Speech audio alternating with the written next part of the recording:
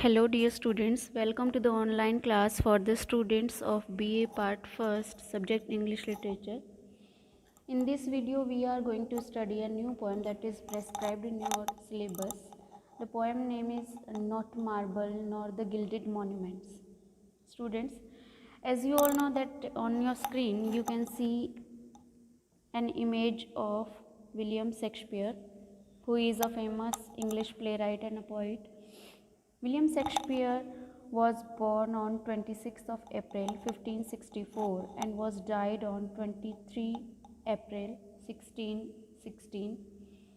Shakespeare wrote 154 sonnets in all, and among these 128 sonnets are addressed to his friend Mr. W.H. The identity of Mr. W.H. is not certain, but it is considered that the man was Shakespeare's friend, Henry Wriothesley, Earl of Southampton. And this poem, that name is Not Marble Nor the Gilded Monuments, this poem is also addressed to his friend Mr. W.H. The poem opens with the idea that nothing in the world is immortal. The marble statues, the huge buildings and grand palaces, and even the splendid monuments erected in the memory of great kings and princes are subject to decay. Means they destroy, they devastate with the span of time. Nothing remains permanent, and all of these will ruin someday, either by war or by the course of time. But the poet is sure that the memory of his friend will remain everlasting. Means the memory of his friend will remain forever.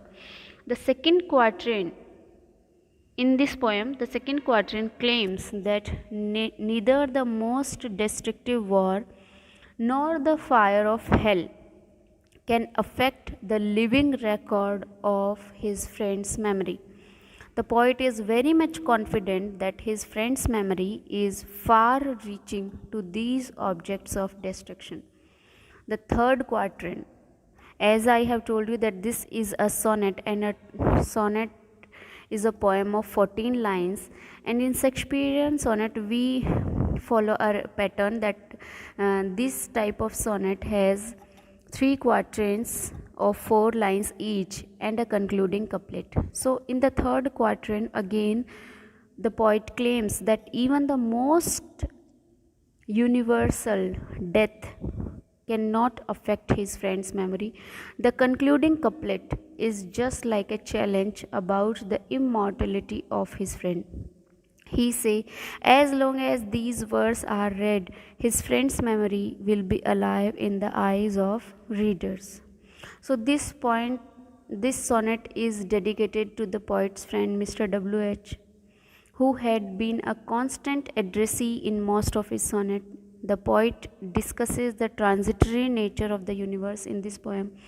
And in this poem, the poet gives an idea in that it is the loved one who is immortalized rather than the poet.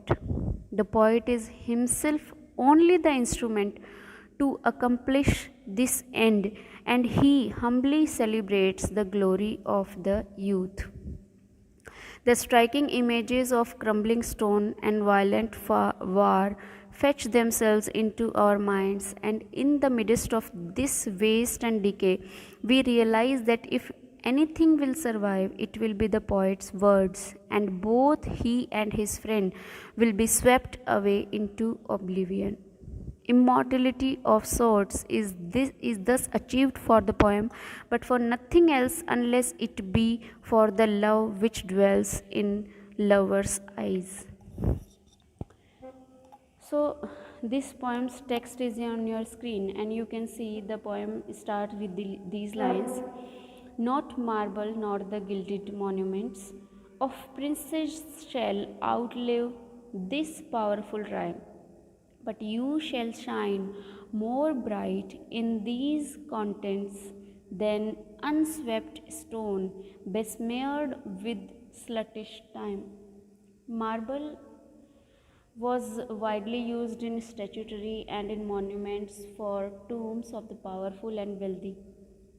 Gilded monuments means memorials in churches would often be decorated with gold leaf, means anything which look alike of gold is called gilded. Outlive means live beyond.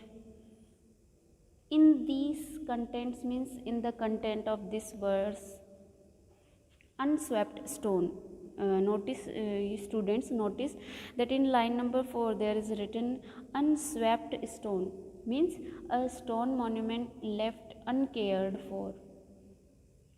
Those in cathedrals and churches would generally be kept clean and polished, but unswept stone means that older monuments in churchyard gradually would be forgotten and fall to ruin as the living memory of its builders and inhabitants died out. Besmeared means covered with. Sluttish means of unclean habits and behavior.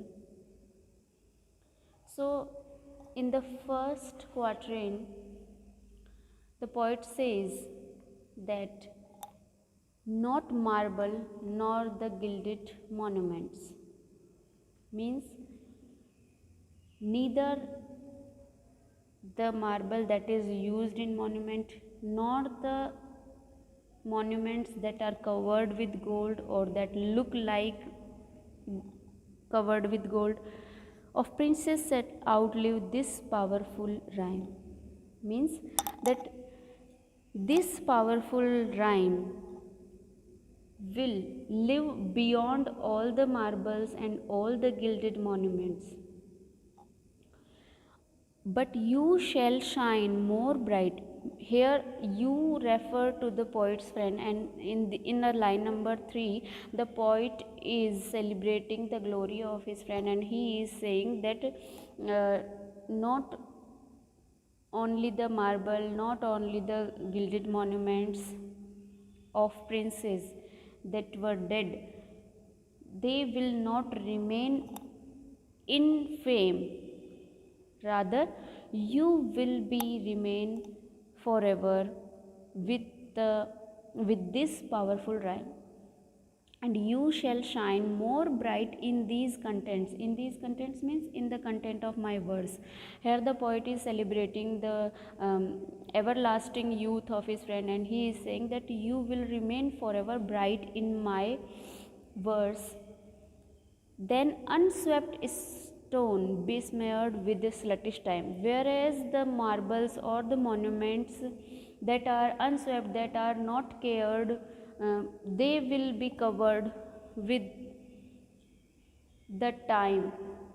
The sluttish time means the lewd and dirty, and this sluttish word is an adjective, and it is also applied to both males and female, but here it is descriptive of times in difference to keeping the word orderly.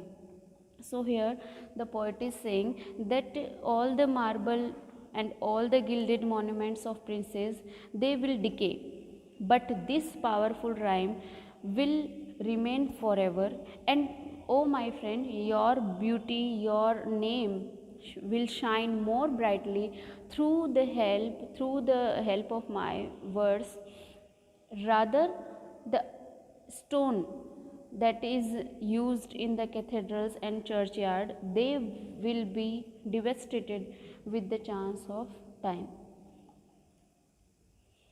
So this is first quatrain, and in the first quatrain the poet is celebrating that nothing is immortal in this world and everything is to be destroyed, but my friend's memory will be everlasting.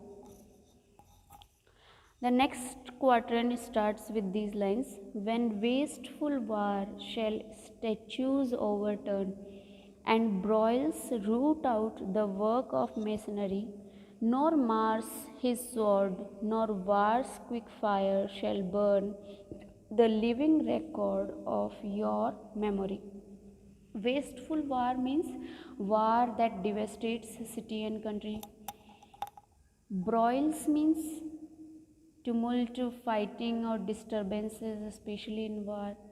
Root out means destroy completely. Masonry means monuments.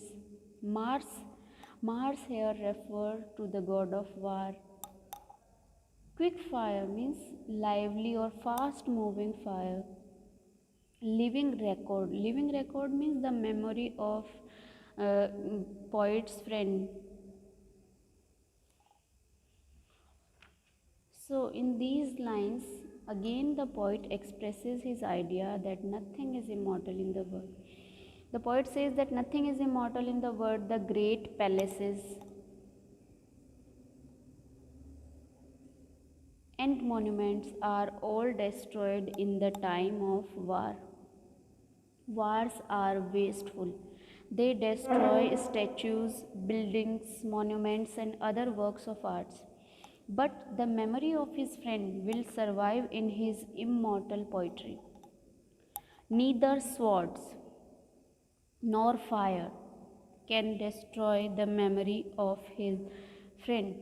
People also forget the most powerful men and their deeds, but the memory of poet's friend will be unforgettable.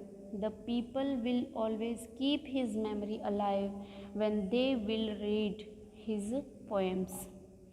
So here the poet is comparing the memory of his friend even to the works of the god of war, that is Mars. So he is saying that nor the powerful Mars sword nor the quick fire shall burn the living record of my friend's memory.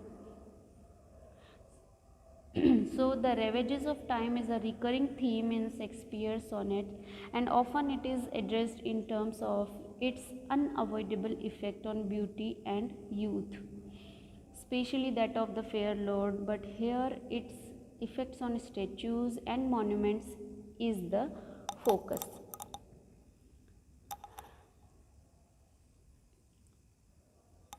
So that's all for today, students. In the next video we will study the third quatrain and the concluding couplet of this poem.